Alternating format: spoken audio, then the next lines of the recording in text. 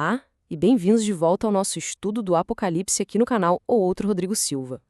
Hoje, a gente mergulha de cabeça no dramático capítulo 5. Pensa só, uma visão de um livro misterioso, lacrado, que simplesmente ninguém em todo o universo consegue abrir. É uma verdadeira crise cósmica que se desenrola bem no centro de comando do universo e a gente vai acompanhar essa busca desesperada por alguém que seja digno. E aí, vamos continuar nosso estudo do livro do Apocalipse? Vamos, com tudo! No capítulo 5, a gente é levado de volta para aquela cena incrível da Sala do Trono que vimos no capítulo 4. Só que dessa vez o holofote muda para um objeto que é, sem exagero, de uma importância cósmica. É isso aí.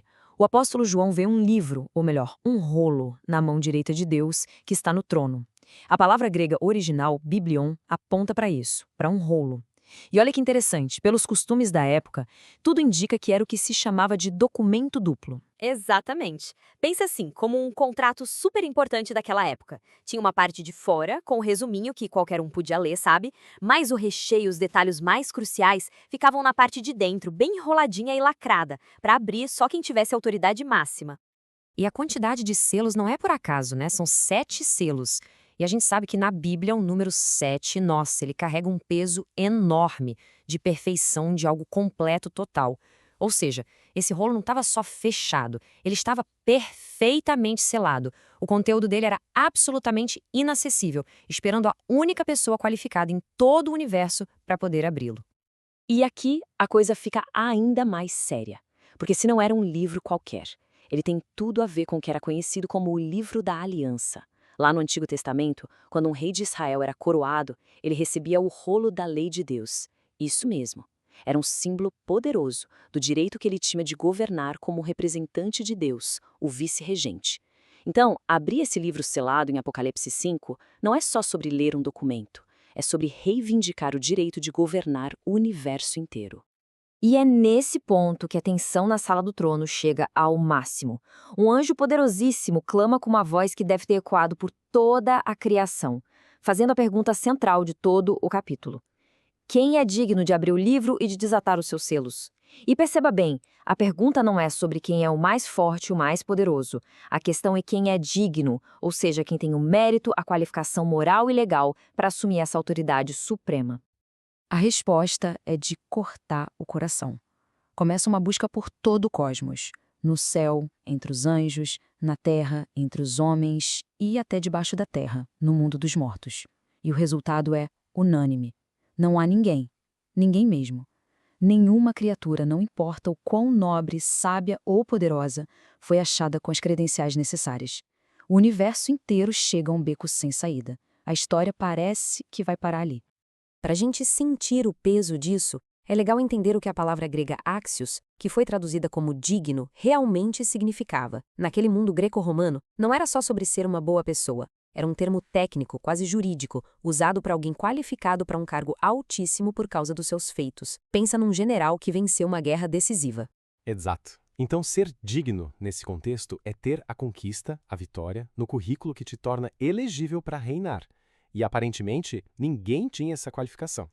E todo o peso desse impasse cósmico desaba sobre o apóstolo João. A Bíblia diz que ele chorava muito, copiosamente. E esse choro dele não é só um desabafo pessoal, ele representa a angústia de toda a criação, sabe?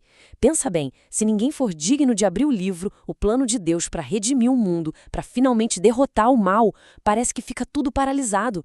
É a expressão daquele desejo mais profundo que a gente tem por justiça, por uma resolução final. Mas é aí, no pico do desespero, que uma voz de esperança surge. Um dos 24 anciãos se vira para João e fala: "Não chores." E então, ele faz o anúncio que vira o jogo completamente. Ele aponta para alguém que se qualificou, alguém que venceu a batalha. E ele apresenta essa pessoa com 2 dos títulos mais poderosos do Messias no Antigo Testamento: o leão da tribo de Judá e a raiz de Davi. São símbolos de realeza, de poder, de autoridade inquestionável.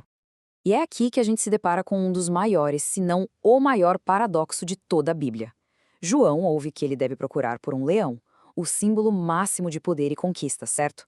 Mas quando ele olha, o que ele vê? Ele vê um cordeiro que está de pé, vivo, mas que carrega as marcas de ter sido morto. É simplesmente genial. O leão nos diz o que ele fez. Ele venceu.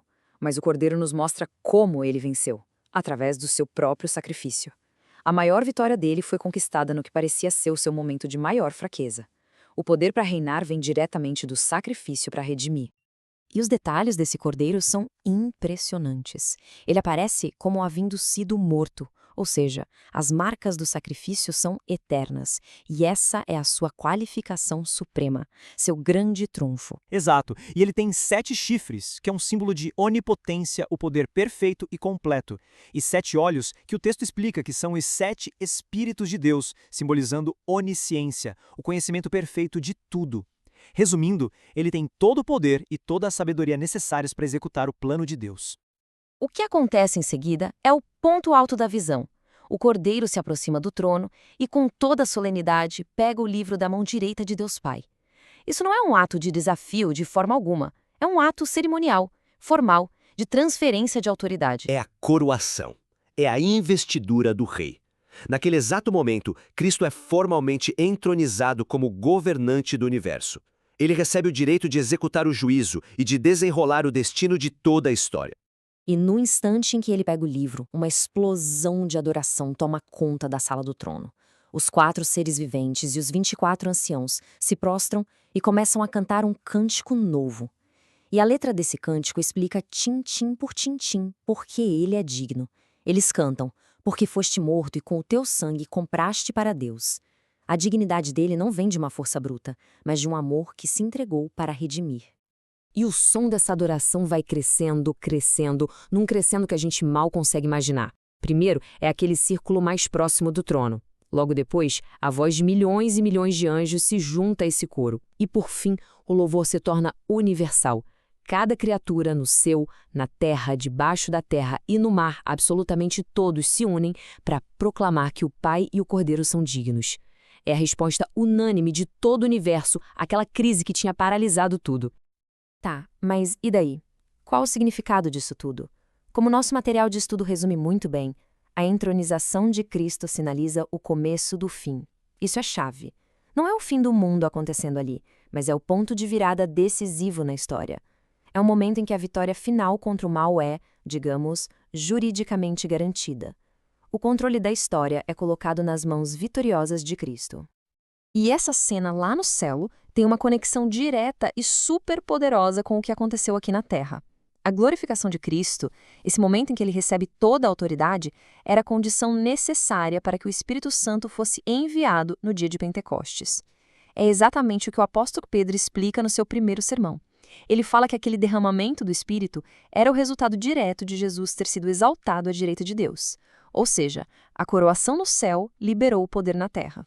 E isso nos leva à pergunta final. Por que essa visão de 2000 anos atrás importa tanto pra gente hoje? Primeiro, ela nos dá uma certeza absurda. A vitória final sobre o mal não é uma talvez, ela já foi conquistada pelo Cordeiro. Exatamente. Ela nos diz que tem um rei vitorioso no controle da história, e esse rei não é um tirano, é o Cordeiro que se sacrificou. Ele está ministrando por nós no céu, e o Espírito Santo, que foi enviado por causa dessa vitória, nos capacita aqui na terra. É uma mensagem de uma segurança e de uma esperança que muda tudo.